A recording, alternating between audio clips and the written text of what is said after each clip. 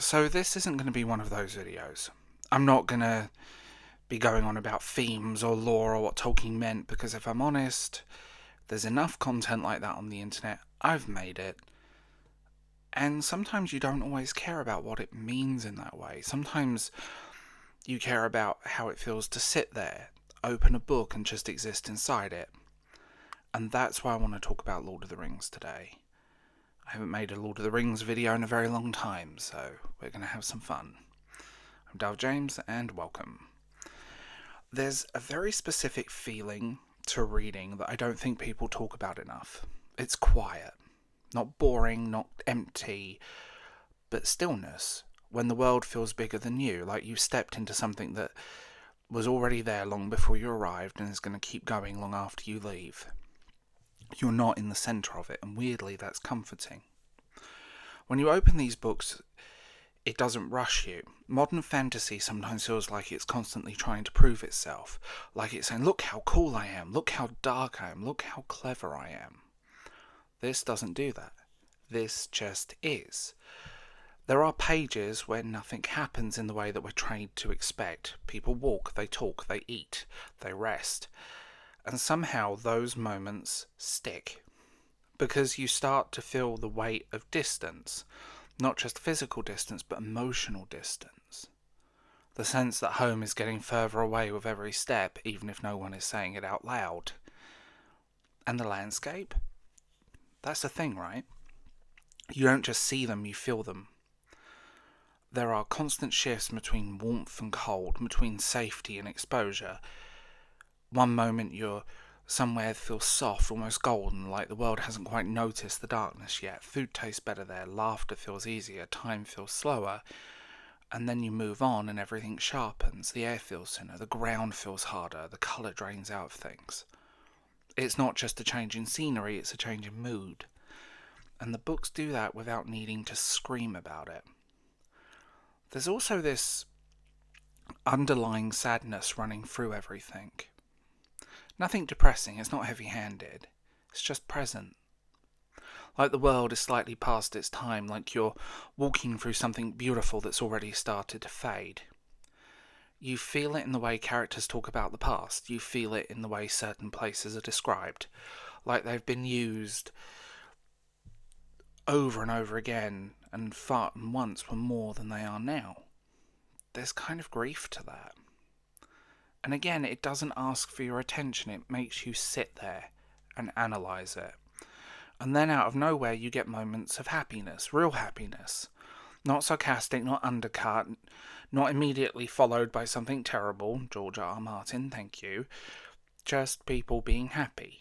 Sharing food, singing, laughing in a way that feels completely unguarded. And then, because the world around them is so uncertain, these moments hit harder. They feel fragile, like you're watching something you know can't last forever, but it doesn't make it any less real why it's happening.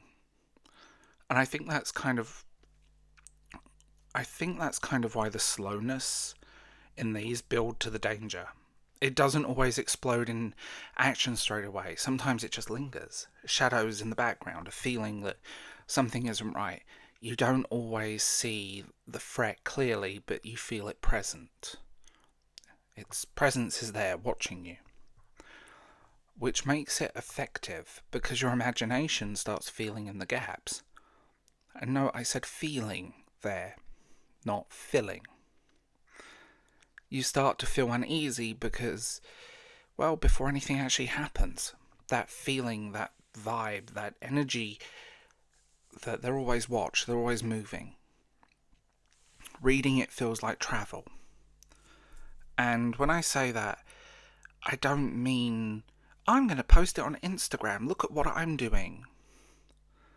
But that long, tiring, uncomfortable way where you're constantly aware of how far you've come and how far you still have to go. Your feet hurt, you're hungry, you're tired, but you keep moving. And there's something about that grounds the entire experience. It makes it feel earned. Then there's the darkness. And evil in Lord of the Rings, especially in the beginning, isn't obvious. It's more like a creeping feeling of inevitability. Moments where it feels like maybe this doesn't end well. Maybe all the effort, all the walking, all the sacrifice, maybe that isn't enough. And the books don't reassure you. They let that feeling sit. They let you believe, even for a moment, that things might genuinely fall apart. But what I love and what really sticks with me is it never becomes hopeless. There's always something small holding it together, a conversation, a memory of home, and a bit of kindness that feels almost insignificant in the moment but ends up meaning everything. It's never about grand speeches or dramatic declarations. It's about that quiet decision to keep going.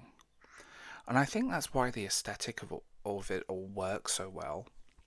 It's not just sweeping views or ancient weathered feeling of the world. It's contrast, softness against harshness, light against shadow, stillness against movement, hope again. Everything that's trying to crash that out, destroy that. And there's also this sense that nature itself is watching. Makes you feel small. The trees feel older than you. The rivers feel like they've seen things you'll never understand. Even the wind sometimes feels like it carries memory. And when the world turns dark, it feels like the same nature is holding its breath. Reading these books late at night hits differently. When everything's quiet around you, when you're just there turning a page, when the atmosphere really settles in, you start to feel like you're there. You start feeling like you're in this. Like, if you looked up, you'd see it. That strange mix of comfort and uneasiness. And I think that's the thing people miss when they talk about Lord of the Rings. When they talk about it purely in terms of plot or structure, they miss the experience, the way it slows you down, the way it asks you to sit with something instead of rushing through it, the way it makes you feel like you've been somewhere even though you're sitting in the same spot the whole time, usually with a cold cup of coffee wrapped in a duvet. It's not just a story you read, it's a place you visit, and a place that feels ancient, a little sad, strangely comforting, and at the same time almost unbearably beautiful. And that when you leave it, you don't quite feel like you're coming back the same. It's not a life-changing book, but it, for me, like something inside me had changed, even if I couldn't explain it fully. And maybe that's enough. Maybe that's the whole point. Because sometimes a book isn't so much about the writing. Sometimes the book is about the mood, the journey. Sometimes a book can be a bizarrely lived experience, and if you're like me, they become movies in your brain. So, that's The Lord of the Rings. That's the vibe, that's the energy, that's the aesthetic. I hate the word aesthetic, it's overused. But if you like this type of video, subscribe. Tell me what you think in the comments. Hit that hype button. The bell icon apparently works now. But also, if you want early access, get involved in the conversation, you're welcome to join my Substack, Patreon, or become a channel member. There's exclusives, there's early access, and a podcast. So I'll talk to you guys soon. Bye.